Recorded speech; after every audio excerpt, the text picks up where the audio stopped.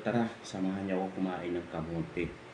Actually, kagabi, naghahanap talaga ako ng saging. Gusto ko ng saging na saba na lulutuin ko. So, wala akong nakita. Ang nakita ko po is kamote. Ayan. So, ito yung balat niya. Binalatan ko na siya, guys. Then, ito siya, yung kamote. Ayan. Na-curious lang ako dun sa kamote. Sabi ko, bakit violet? Ayan. So, ang laman palang violet. Siyempre, alam mo, kung anong masarap na pares dito. Ayan. Ganito po yan. Kung mapapansin po ninyo, yan po yung espada. Ayan. Espada po yan. Ayan. So, nagluto ako nito. Nagprito ako nito. Hindi siya gaano maalat. Ito, dala ko ito from Samar. So, mga ilang buwan na rin ito.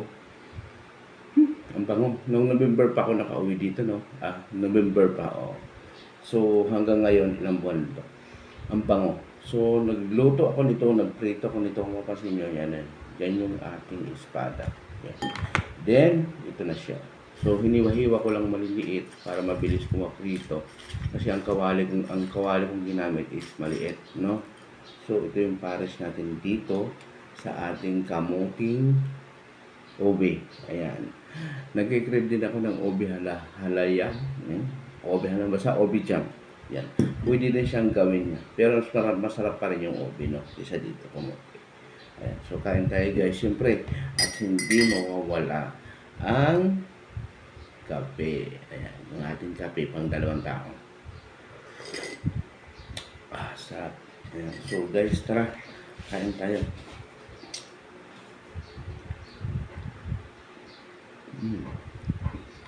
Siya? Ang sarap nga. Diba? Crunchy. Kaya. Guys, kung alam nyo itong isda na to, mag-comment kayo sa baba. Sa amin kasi sa amin, lahing ito lahing. Sa Tagalog is espada. No? Yan yung kamote natin guys. Kapansin mo, oh. Kulay violet siya. Diba? Ang tamis. Pero malaman sa loob puti.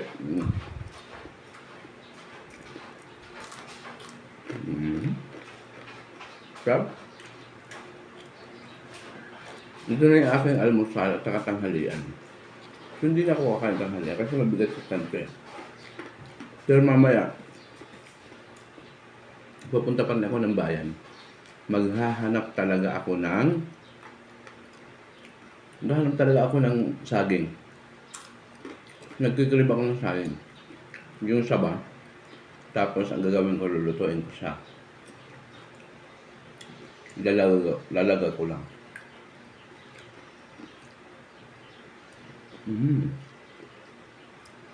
Oh. Bagal na bagal rin sa prito.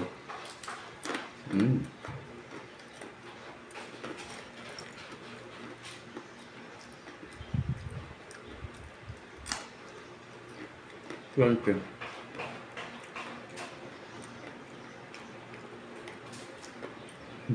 Kakaibang kamote yun. Nag-curious ako kasi kulay violet. Parang sarap. Try ko nga. Actually, kung ang binibili kong kamote kulay dilaw, tsaka puti. Masarap din yun. Pero trinay ko to. Pero mo lang ganito, violet.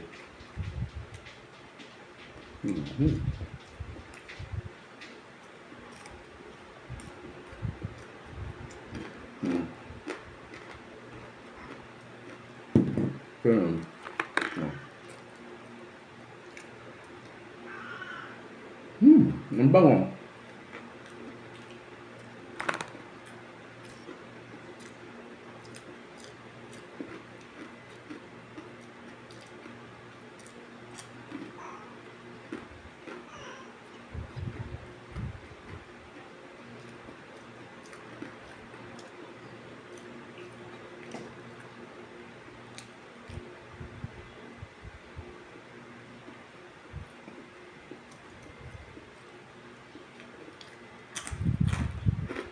Sarap.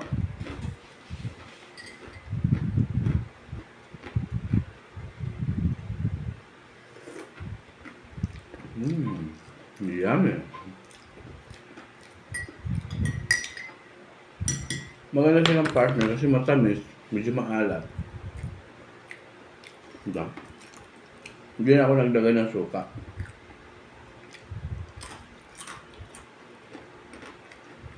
Crunchy talaga siya. Mhm.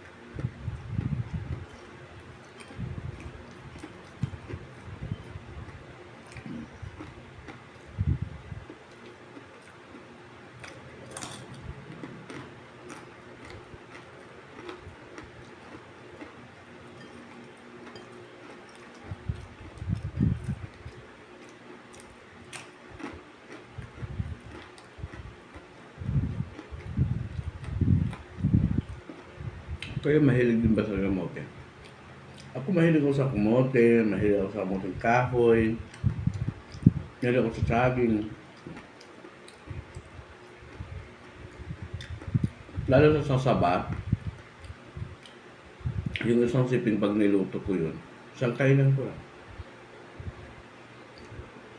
Yung sarap, oh. Violet sa labas, pero yung loob puti. Diba?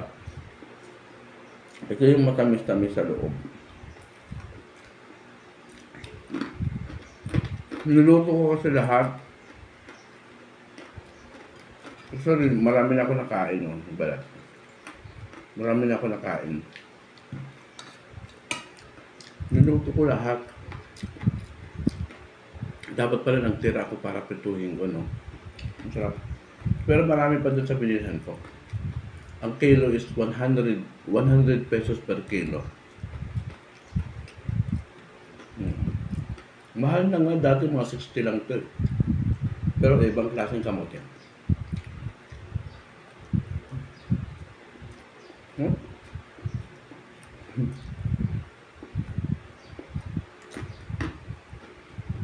Sarap.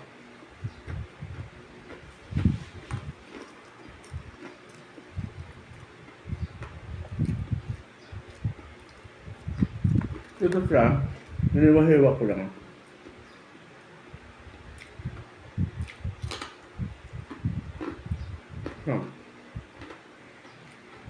From ano ba ito? From Samar.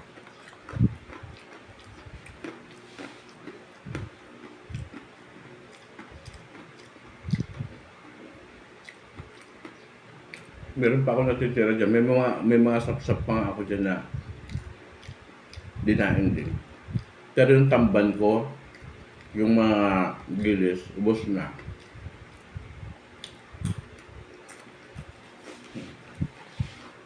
So yan, last two. Ha? Putin-putin siya sa loob, oh.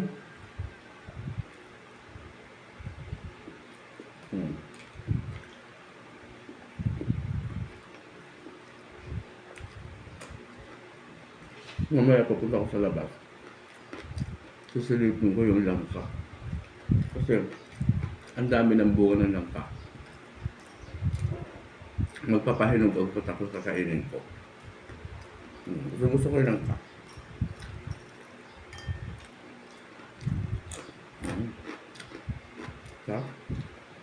Ayan guys, pa-comment naman kung taga saan ka. At kung kumakain ka ng kamote, hindi ka nagmamayaman. Siyempre, ulo. No? At, mahilig sa kape. Kung mahilig ka sa kape, tulad ko. Thank you for watching. Follow for more. Bye.